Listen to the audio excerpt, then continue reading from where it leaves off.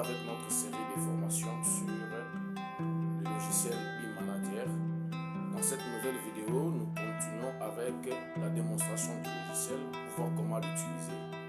Dans les précédentes vidéos, nous avons vu comment utiliser le logiciel quant à la gestion du projet en ce qui concerne les activités et les sous-activités d'un projet. Après avoir élaboré ces activités et ces sous-activités, nous allons maintenant passer au cadre du projet. Le cadre du projet, c'est juste l'ensemble des informations qui accompagnent le projet en rapport avec les activités élaborées et les sous-activités. Voilà pourquoi nous passons sur le clavier pour vous montrer comment ça marche. Oui, nous commençons par lancer le logiciel en attendant que l'interface de lancement se charge dans les données et puis disparaissent. Nous avons l'interface de connexion à la base de données. On va utiliser la connexion existante comme d'habitude. On va s'authentifier.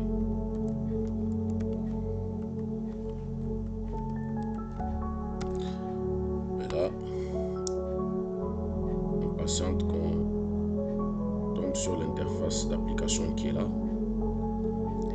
Comme nous avons dit, dans cette vidéo, nous allons voir comment ajouter le cadre du projet. Donc, le cadre du projet, c'est l'ensemble de certaines informations qui accompagnent les projets en rapport avec les activités, les sous-activités que nous venons de faire dans les deux vidéos précédentes. Alors, nous allons dans le menu du projet. On va spécifier les projets en question. Alors, nous allons préciser l'année. J'ai au niveau de l'année ici. Je vais afficher le projet de l'année 2025. C'est l'unique année qui est là. Alors, nous avons sur notre interface ou les tableaux d'affichage le projet en question. C'est l'unique projet que nous avons pour l'année 2025. Alors, nous allons cliquer sur le petit crayon là, le bouton crayon. C'est pour la mise à jour, soit la modification. Là, directement, vous voyez que ça nous apporte notre interface de projet. Sur cette interface, on reprend les profils du projet, les informations qui sont là. Alors, nous allons cliquer sur le bouton qui est en bas où c'est écrit compléter le cadre du projet. Alors, lorsqu'on clique là-bas, on nous amène sur la première interface du cadre du projet qui est la problématique. C'est ce que nous avions fait lors de la création du projet dans la vidéo où nous avons vu comment créer le projet. Et puis nous allons sur suivant, le bouton suivant là. Nous tombons maintenant encore sur l'autre interface de la description du projet. On en a déjà vu. On va faire suivant. Là, nous sommes sur les objectifs SMART que nous avons définis autrefois. Si on peut cliquer là-bas pour les afficher. Il y en a déjà 4. On va encore sur les boutons suivants. Ici, nous allons ajouter les résultats attendus du projet. Je pense que c'est ce qui manquait pour nous permettre de compléter le cadre du projet. Alors, pour ajouter les résultats attendus du projet, nous devons préciser d'abord l'activité parce que les résultats du projet sont issus des activités programmées. Comme nous avons les 4 activités qui sont là, on prend la première activité, sensibilisation des jeunes diplômés d'État. Alors, on peut ajouter les résultats. Donc, une activité peut avoir un ou plusieurs résultats. Ça dépendra de comment les choses se font. Alors, je peux ajouter des résultats d'abord. Quand on fait la sensibilisation, le résultat attendu, ça sera à l'issue de cette sensibilisation. On met le premier résultat. Ça sera obtention de statistiques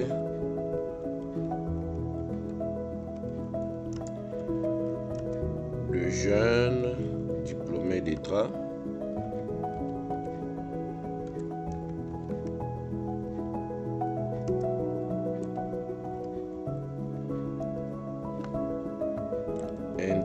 commencer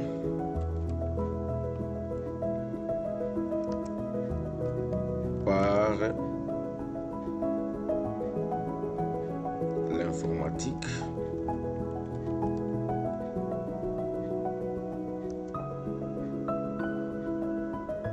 Et surtout, on va l'informatique entre parenthèses ou bien dans le domaine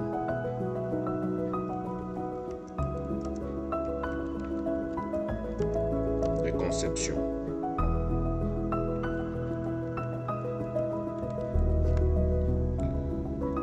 On a souligné diplômé là-bas. On va aller rechercher Plumet. Il y avait une erreur, c'est 10 qui manque. Alors, lorsqu'on a terminé à préciser l'objectif, on va cliquer sur le bouton valider.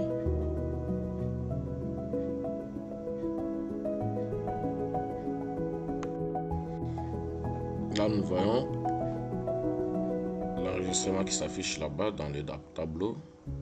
Il y a la description de l'activité et les résultats attendus. On peut ajouter toujours à la même activité de sensibilisation ici.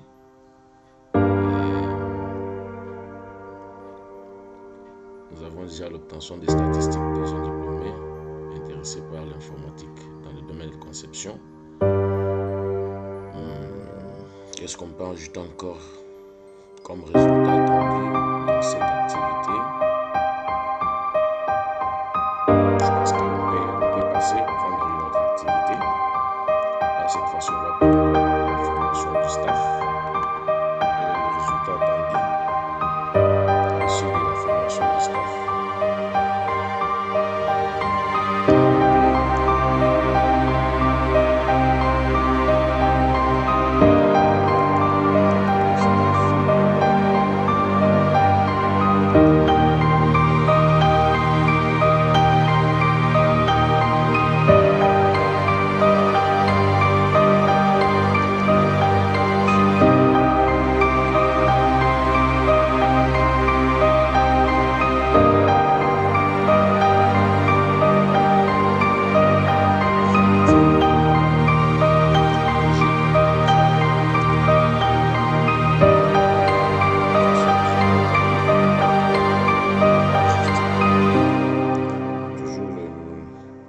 Formation là, on peut ajouter encore quel autre résultat?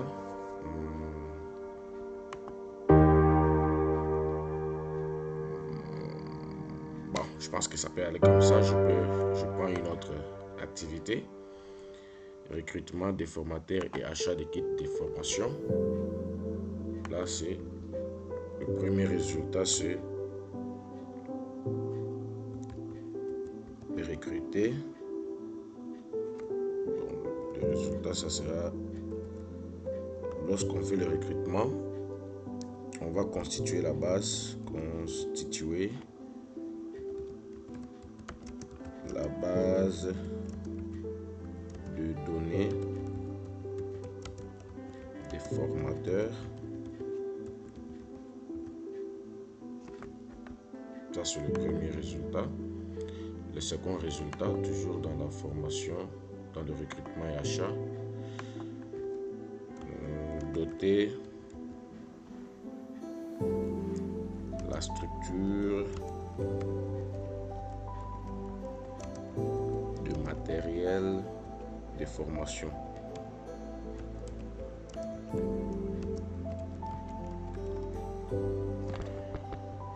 On peut valider. On peut prendre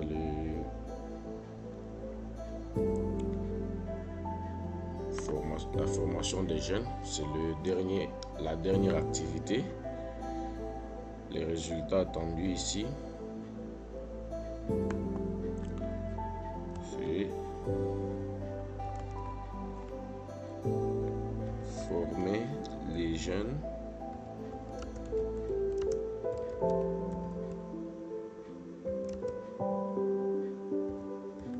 diplômés d'État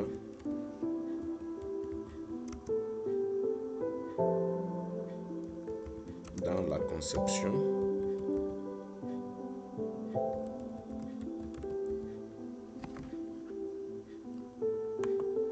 On valide, on prend toujours dans la formation des jeunes. Le deuxième résultat, ça sera diminuer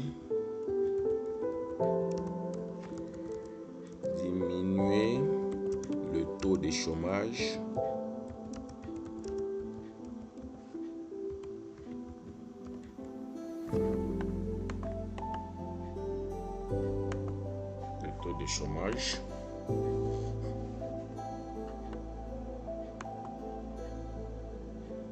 On peut ajouter un autre résultat.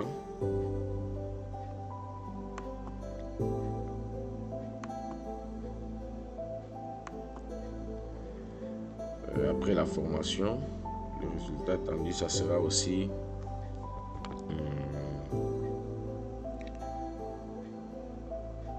aider la communauté, bien contribuer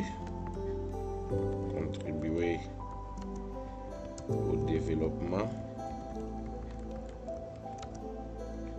de la jeunesse dans le domaine du numérique.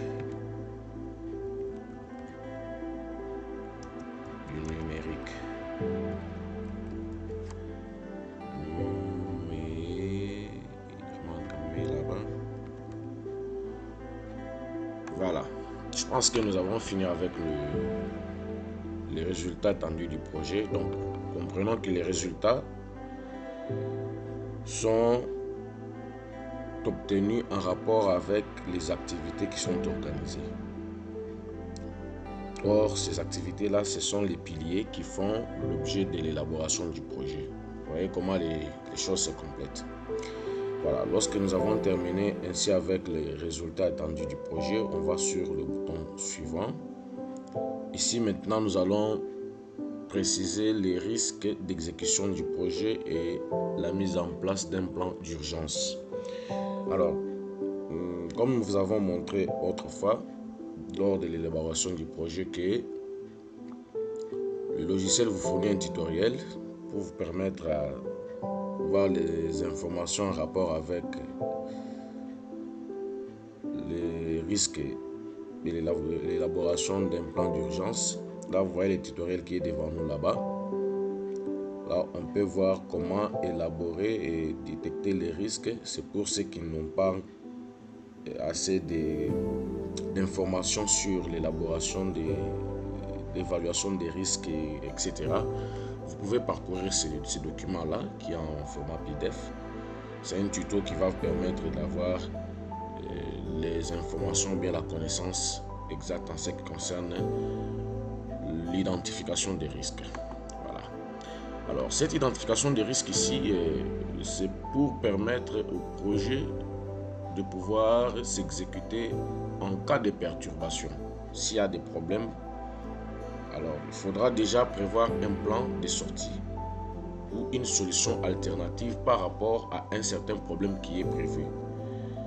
Alors, comment on va le faire? Nous allons cette fois-ci identifier les risques de l'exécution de ces projets. L'identification de ces risques ici, c'est en rapport avec les tâches qui sont organisées. Par exemple, il peut y avoir des tâches qui, pour s'exécuter, demandent qu'il y ait d'abord l'exécution d'autres tâches, etc. Ou bien, je peux prendre l'exemple d'un fournisseur. Lorsqu'il faut acheter les produits, le fournisseur n'a pas livré le produit selon le temps convenu. Et cela a le risque, cela risque d'impacter le projet. Donc ce sont de tels risques que nous devons d'abord identifier et à ces risques-là créer un plan d'urgence. Le plan d'urgence qui sera une solution alternative. Voilà. On va commencer d'abord par afficher la liste de toutes les sous-activités ou bien les tâches ou les sous-tâches qui vont faire l'objet des risques. Les tâches qui sont beaucoup plus risquées. Alors je vais afficher je clique sur la petite flèche là pour afficher toutes les tâches Vous voyez qu'on nous affiche ici toutes les tâches que nous avons enregistrées lors de l'élaboration des sous-activités. Là, il y a d'abord la première tâche ici, c'est la formation des sensibilisateurs. Alors, l'équipe de conception doit étudier chaque tâche pour voir quelle est la tâche qui apporte des risques et comment on va remédier. Alors, nous voyons par exemple la formation des sensibilisateurs. Quels sont les risques qui sont liés à cette formation ici? Donc, les risques qui peuvent accompagner ou bien les aléas qui peuvent se produire lors de la formation des sensibilisateurs. Bon, pour le moment, nous voyons qu'il n'y a rien là-bas. L'impression des dépliants, est-ce qu'il y a des risques dans l'impression des dépliants? Bon, nous pouvons dire que on peut prendre ça.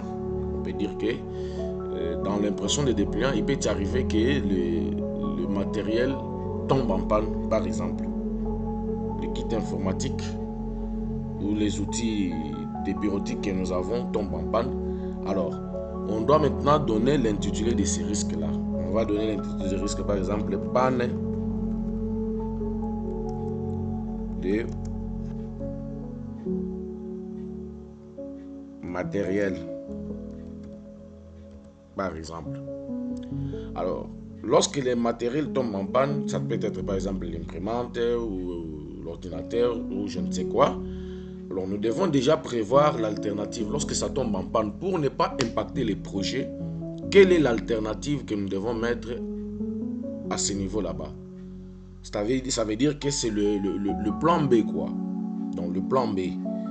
Alors, quel est le plan B au cas où le matériel tombait en panne? On peut dire que si le matériel tombe en panne, l'alternative sera louer le matériel, louer les matériels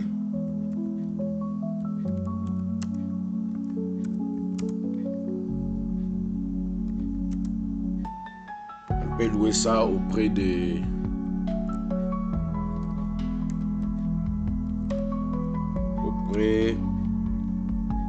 autre structure par exemple ou bien d'une maison de location, une maison qui met en location les matériels informatiques par exemple. Auprès et cette maison là doit être bien identifiée, hein, pour ne pas tomber à côté. On peut dire auprès d'une maison, bon, ou bien de la maison de location, soit la maison de location c'est autre chose, on peut aller soit auprès de la bureautique, c'est bien, la bureautique,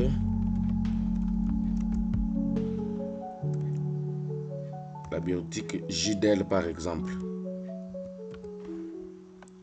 Là, on va enregistrer, on va valider.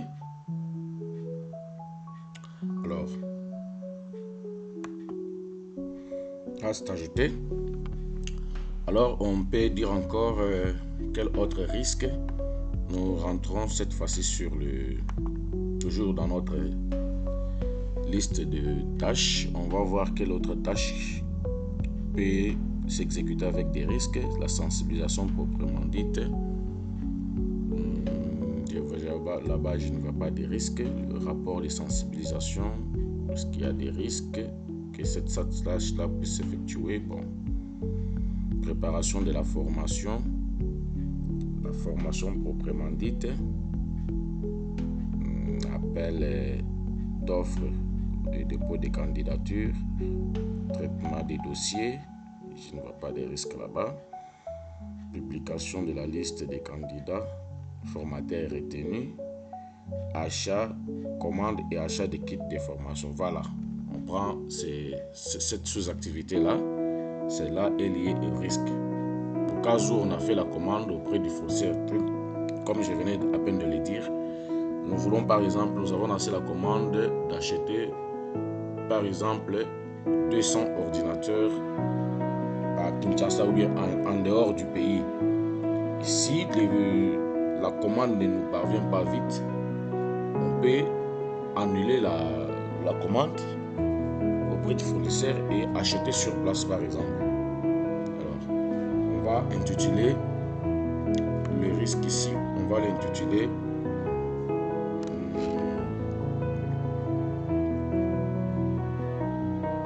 comment on peut intituler ça? L'autre on avait dit panne de matériel et l'autre on va intituler comme il s'agit de commandes, le retard d'approvisionnement, ok, retard d'approvisionnement.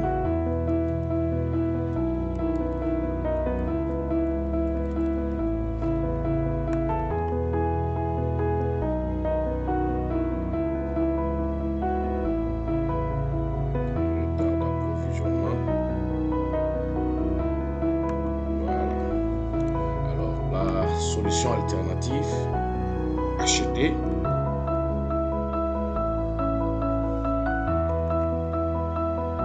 Acheter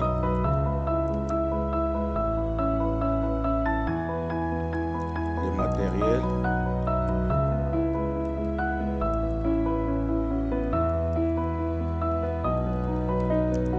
sur place.